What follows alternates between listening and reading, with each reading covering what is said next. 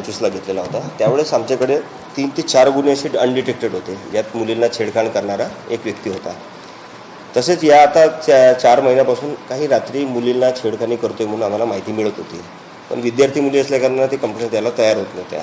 त्यासाठी आम्ही डिकॉय बंदोबस्त पण लावलेला होता. एक आमची लेडीज PSI आणि महिला अंमलदार यांना सिव्हिल ड्रेसमध्ये टाकून आम्ही गाडीने डिकॉय बंदोबस्त लावलेला होता.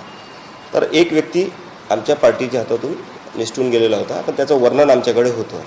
त्याचप्रमाणे एक मागच्या महिन्यात एका महिलेने तक्रार केली की त्यांना रेडिसन ब्लू चौकपासून ते जैताळाकडे जाताना त्यांना छेडखानी केलेली आहे. त्याची आम्ही रिपोर्ट केली. त्यात आम्हाला तो नंबर प्राप्त झाला त्याच्या गाडीचा.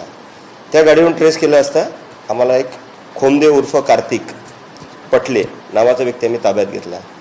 त्याच्याकडून आम्ही जवळपास 10 गुन्हे उघडकीस आणलेले आहे, ज्यामध्ये अंबाझरी पोलीस स्टेशनचे 2 गुन्हे आहेत आणि बजाजनगरचे 2 गुन्हे आहेत, जे नव्यानं ज्याला अटक केल्यानंतर परत गुन्हे दाखल करण्यासाठी मुली समोर आलेल्या आहेत.